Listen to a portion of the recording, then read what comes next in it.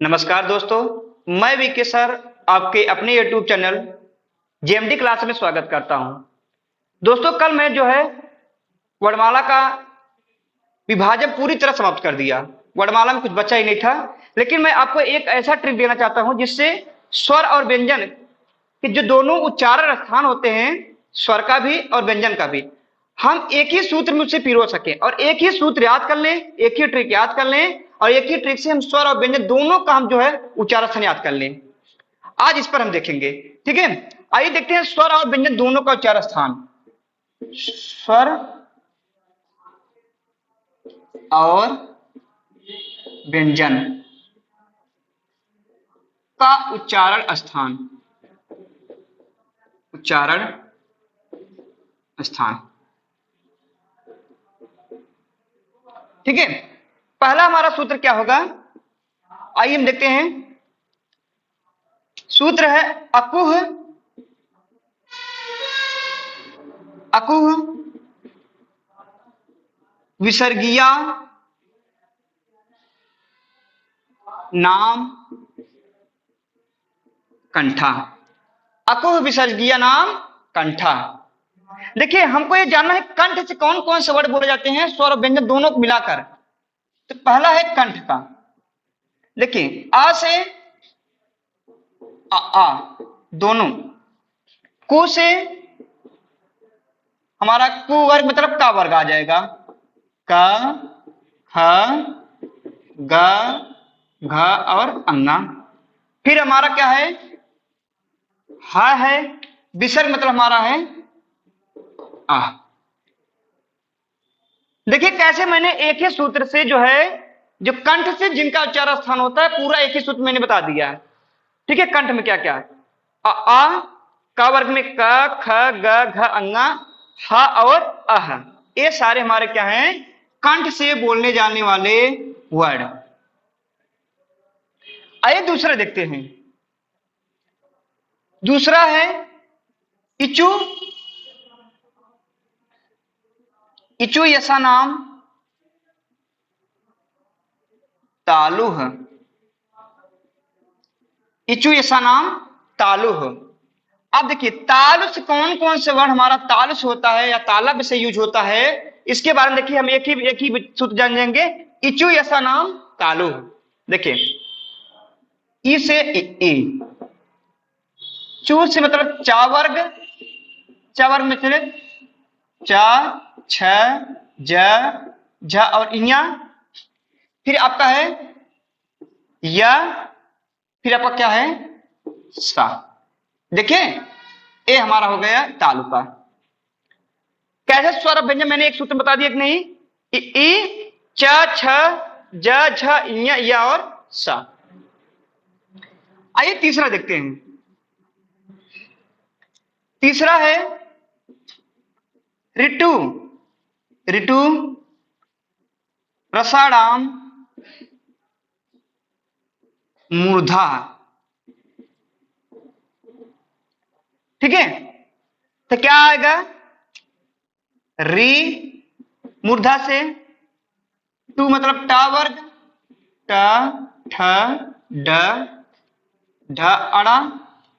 उसके बाद हमारा रा और षटकोण वाला सा।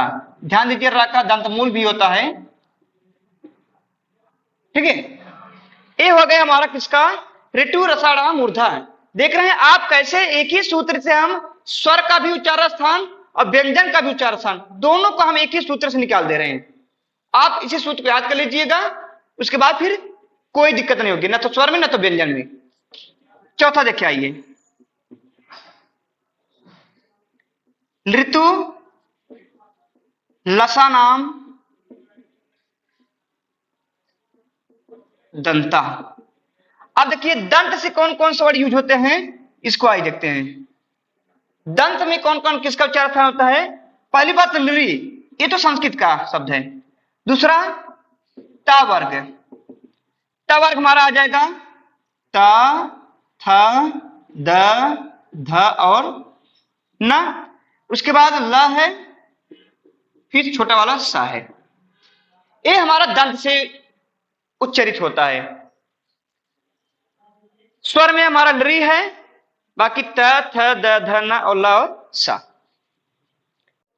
देखिए पांचवा, पांचवा क्या है? उपु पद्मानिया नाम ओष्ठ। ठीक है, अब ओष्ठ से किसका उच्चारण स्थान होता है?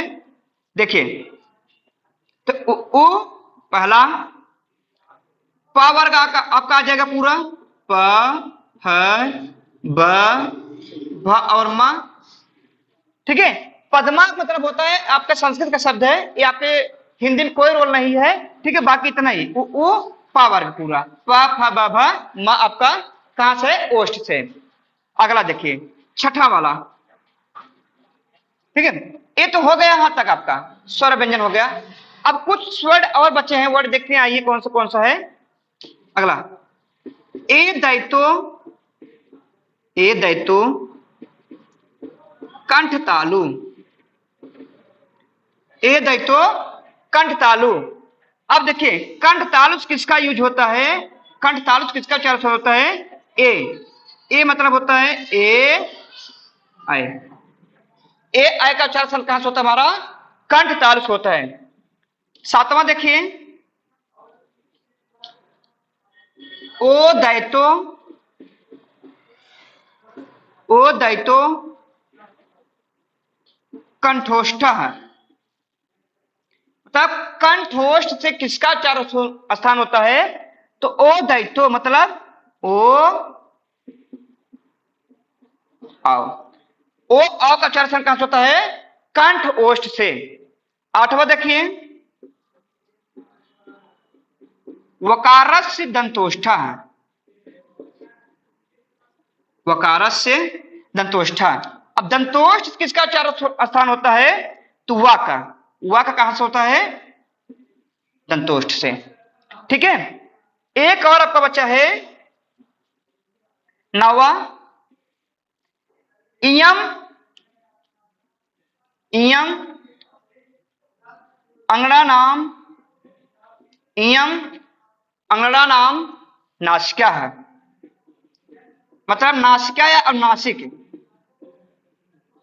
अनुनासिक या नासिक से किसका उच्चारण होता है हमारा? वर्ग के पंचम अक्षर का, वर्ग के पंचम अक्षर। अब पंचम अक्षर में क्या आता है? इया, अंगा, अड़ा, न और मा। ठीक है, ये देखिए मैंने क्या किया, छोटे से सूत्र से क्या किया मैंने, स्वर और व्यंजन दोनों का उच्चारण स्थान मैंने बता दिया। ठीक है, ये हमारा कंठ का उच्चारण स्थान हो गया। अकु विसर्जीय नाम कंठ, इचु ऐसा नाम तालु, ये तालु का हो गया जिससे तालु का उच्चारण स्थान होता है। ऋतु रसा नाम मूर्धा, ये आपका हो गया मूर्धा का उच्चारण स्थान। ऋतु लसा नाम दंता, एक किसका हो गया हमारा? दंत का हो गया। उपु पद्मानिया नाम ओष्ठा, ये हमारा किसका हो गया? ओष्ठ का हो गया। ए दैतो कंठ तालु, मतलब कंठ तालु किसका उच्चारण स्थान होता है? इसका हो गया। ओ दैतो कंठोष्ठा, मतलब कंठोष्ठ किसका उच्चारण होता है? इसका हो गया। वकारस दंतोष्ठा, दंतोष्ठ किसका है? इसका हो गया। और इयम गणना नाम नासिका, च मतलब नासिक या अनुनासिक किसका होता है? इसका हो गया पंचम अक्षर का। ठीक है दोस्तों, आज जो है इतना समाप्त हुआ। आइए देखते हैं थोड़ा और पॉइंट चीजें देख लेते हैं। जैसे क्वेश्चन क्या पूछ लेता, कभी कभार क्या होता है, क्वेश्चन ये पूछ लेता है कि बताइए आगत व्यंजन कौन सा है? आगत व्यंजन मतलब होता है आया हुआ, तो कौन सा है हमारा? ज और फ के नीचे ऐसे मतलब आगत व्यंजन वर्ड है। ज और फ हमारे क्या है? आगत व्यंजन वर्ड है। ठीक है, उसके बाद देखिए अगला, अगला है आगत ध्वनिया। आगत नहीं, आगत स्वर कौन सा हमारा है? आ। इसे हम अंग्रेजी का भी स्वर कहते हैं। ठीक है, अंग्रेजी का स्वर या आगत स्वर भी कहते हैं। दो हुआ। तीसरा पॉइंट बनेगा हमारा अरबी व फारसी वर्ड, अरबी व फारसी वर्ड। ठीक है, ये तीसरा पॉइंट बनेगा। तो कौन कौन सा है? अ, क, ख, ग, ज और फ, अरबी व फारसी वर्ड। आइए देखते हैं संघर्षी वर्ड कौन कौन सा है? संघर्षी वर्ड, ठीक है। तो स, ख, स, ह। अस्पर्श संघर्षी कौन सा है?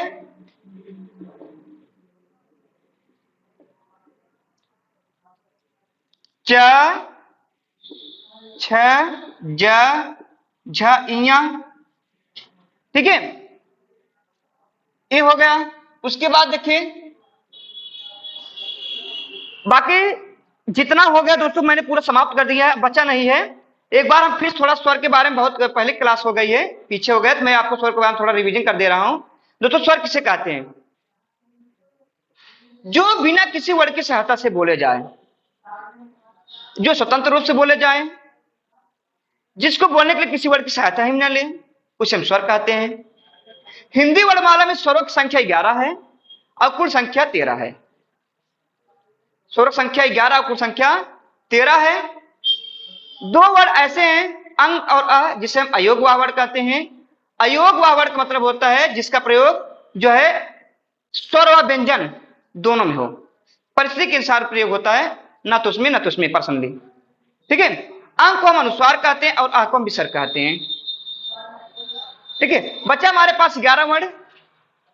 स्वरों को 3 भागों में बांटा गया है, ह्रस्व स्वर, दीर्घ स्वर और प्लुत स्वर। ह्रस्व स्वर को हम एक मात्रिक स्वर भी कहते हैं, मूल स्वर भी कहते हैं। जिनके उच्चारण में कम समय लगे, जो एक मात्रा वाले होते हैं, उसे हम ह्रस्व स्वर कहते हैं। इनकी संख्या 4 है, अ, ई, उ और रे, ठीक है, ये ह्रस्व स्वर है। इन्हीं को हम मूल भी स्वर कहते हैं, जड़ स्वर कहते हैं। और इसी में से आ और ई और उ को हम क्या कहते हैं? प्राकृतिक स्वर भी कहते हैं। ये एक मात्रा वाले होते हैं, ठीक है। दूसरा है दीर्घ स्वर या द्विमात्रिक स्वर, जिनके उच्चारण में दुगुना समय लगे, मतलब ह्रस्व स्वर की अपेक्षा दुगुना समय लगे, उसे हम दीर्घ स्वर कहते हैं या द्विमात्रिक स्वर कहते हैं या गुरु स्वर कहते हैं। इनकी संख्या 7 है, बड़ा आ, बड़ा ई, बड़ा उ, ए, आए, ओ, आओ, 7 है, ठीक है। बात ये आगे उठती है कि इनको 2 भागों में बांटा गया है। दीर्घ स्वर को 2 भागों में बांटा गया है। एक तो है मूल दीर्घ स्वर और दूसरा है संयुक्त स्वर। मूल दीर्घ स्वर को हम सजाती कहते हैं और संयुक्त स्वर को हम क्या कहते हैं? विजाती कहते हैं। तो मूल दीर्घ स्वर कौन कौन सा आता है हमारा? बड़ा आ, बड़ा ई और बड़ा उ, ये मूल दीर्घ स्वर है। इसका परिभाषा क्या बनेगा? ऐसे स्वर जो 2 समान स्वरों के योग से बने हों, उसे हम मूल दीर्घ स्वर कहते हैं। और ऐसे स्वर जो 2 अलग अलग भिन्न भिन्न स्वरों के योग से बने, उसे हम संयुक्त स्वर कहते हैं। जैसे ए, आए, ओ, आओ, ये हमारे संयुक्त स्वर है, इसे हम विजाती भी कहते हैं। तीसरा है प्लुत स्वर या त्रैमात्रिक स्वर। ऐसे स्वर जिसके उच्चारण में तिगुना समय लगे, दीर्घ स्वर की भी अपेक्षा ज्यादा समय लगे, उसे हम प्लुत स्वर कहते हैं, ठीक है। इसका प्रयोग हमेशा जो है मंत्र उच्चारण में होता है, जैसे ओम, ओ नमः शिवाय, हरि ओम, ठीक है, ऐसे मंत्र उच्चारण में। और दूर खड़े किसी व्यक्ति को पुकारने में हम प्लुत स्वर का प्रयोग करते हैं, क्योंकि हमारी आवाज जो है 3 बार जाती है राउंड करके, इसे हम प्लुत स्वर कहते हैं। अब आइए स्वरों के उच्चारण की अगर बात करें, स्वरों के उच्चारण स्थान की बात करें हम, तो अ और अ का कहां से होता है? कंठ से होता है। ई का ताल होता है, उ का हमारा ओष्ठ होता है। ए आय का कंठ ताल, ओ आ का कंठोष्ठ, ठीक है दोस्तों। ये यहां तक पूरी हिंदी मैंने जो है 5 पार्ट में पूरा मैंने हिंदी समाप्त कर दिया है। इसके पहले प्लेलिस्ट मेरी पूरी वीडियो पड़ी है, ठीक है। आप जीएमडी क्लास में जो है चैनल पर जाकर प्लेलिस्ट में पूरे वीडियो देख सकते हैं।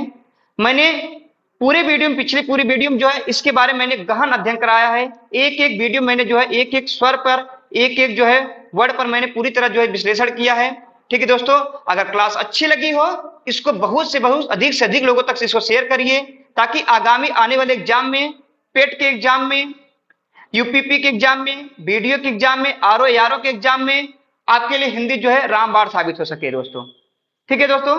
धन्यवाद।